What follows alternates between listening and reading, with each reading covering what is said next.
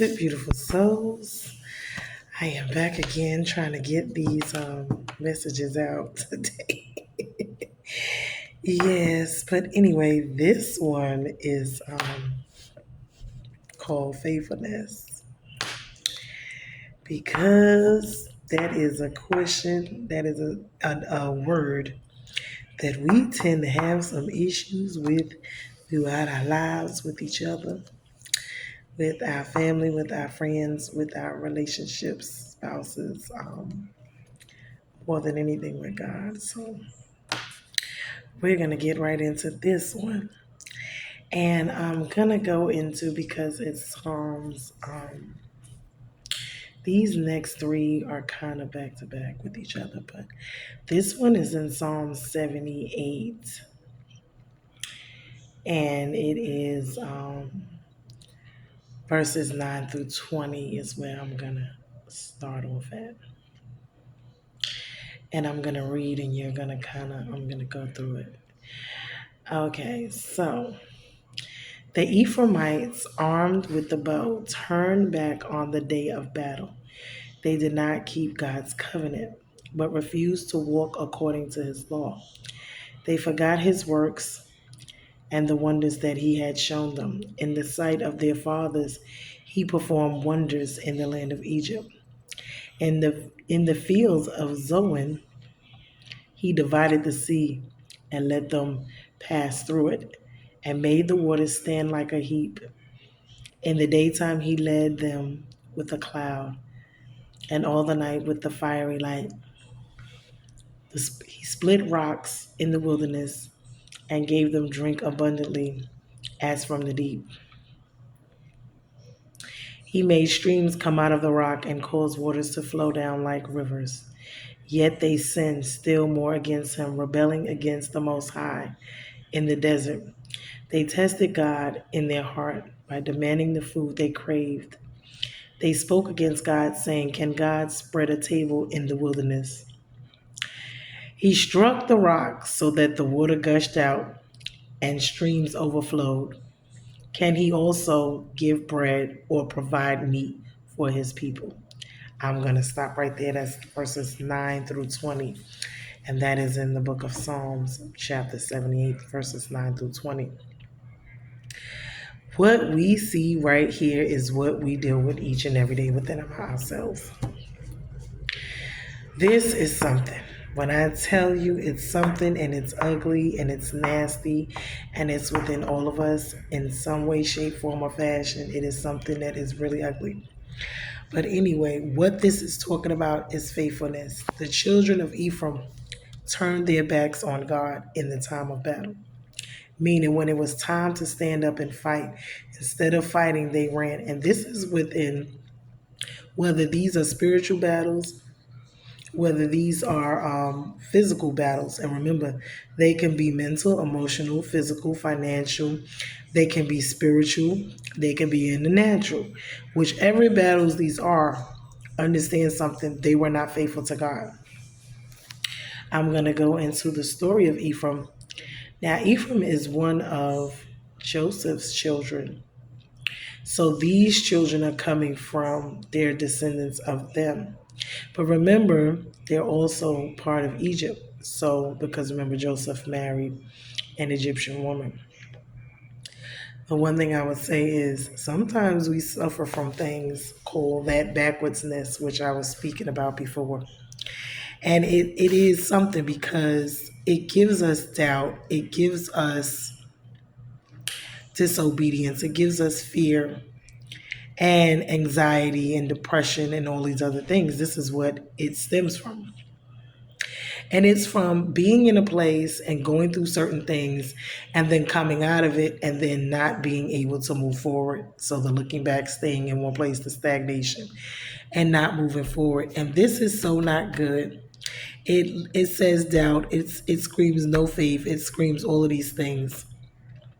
And because God did all of these things for them, we must understand, what more did they want him to do? And sometimes in our lives, we find ourselves there being very ungrateful. being very angry, being very nasty towards God, treating him, in such a way.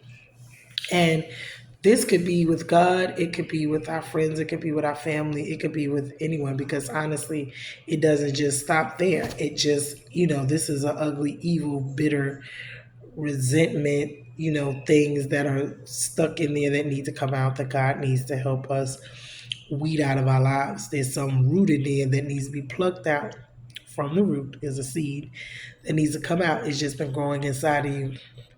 The anger, the resentment, the bitterness about different things, because these people, like I said, they just would not stand when it was time to stand. And for God to have been so good to them and for him to have done all that he could, this is just utter disrespect and ungratefulness.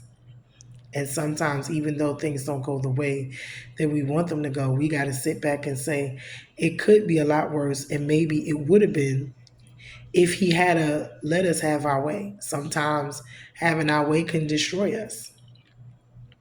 But we don't know that because God won't let it happen. Why? Because he'll stop it before it gets to that point. So we must, check ourselves and check our situation, our walk, our attitudes, our hearts, our minds when it comes to God, as well as when it comes to others, because we can be selfish. We can be very self-centered. It can always be about me, me, me. It's not about God. It's not about what he wants, how he wants us to obey, live, walk, talk, act towards him, towards others, towards each other. So these are the things that we really need to sit down and think about within ourselves. And so what they were saying is the children, when the children, when the help was badly needed, they were armed, carrying bows, everything for the battle.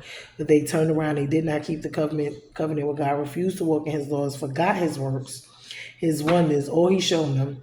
And the tragedy, was they failed in the warfare, meaning when we're working with God, we're going to have trials and tribulations. These are spiritual attacks. These are warfares that we have to fight. We have to stand for God during these times, meaning during persecution, when things are falling apart in our lives, when nothing is going right at all. But the enemy wants to see if we're going to walk away and if we're going to leave God. And the bottom line is, how can you? Where are you going to go? You're going to go backwards? You're going to go stand still? No, you got to weather the storm. You got to fight. You got to stand there, because going back is not an option. And standing still is, you only stand still to wait on God, to wait on instructions as to what is the next move, because forward is always the motion and the movement. Nothing in your past is going to help you right now except for looking back to see the lessons to where you failed certain things. But this is straight up unfaithfulness. This is straight up failing the test, missing the mark. And we all have fallen short. Don't get me wrong, but I'm just bringing it out so that it is a learning situation for us all. Sometimes we have to check ourselves, check our attitudes, check our heart postures, check the give me, the me, situations, because if we only go to God when we want something, other than that, it's the heck with him. Like I said before, he is not a prostitute. You don't just come and get a cheap thrill and just keep it pushing. And nobody wants to be treated that way, to be honest with you.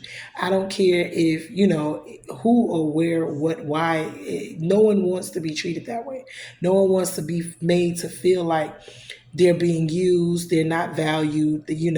That is not what anyone wants, because it's one thing for us to do it to him. And God is so faithful. He's so patient. He will discipline, which he did and he does. And then he will still fix it later on after he lets you wallow in your mess and your situation for a while, so you can turn to him, look at yourself, look at the situation. And this is how this go.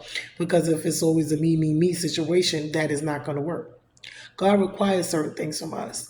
We want things, yes, but he requires certain things. Your job requires you to come in there and clock in every day and do your job. And if you don't, you'll be fired and you won't get paid. And guess what?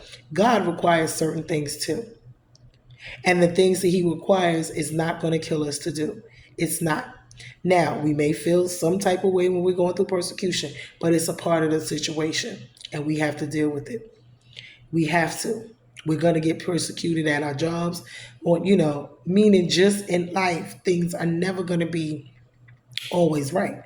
Remember, they ate from the tree of good and evil. You're not going to have one without the other. So you're going to have good, but you're also going to have bad, and you would never know one without the other.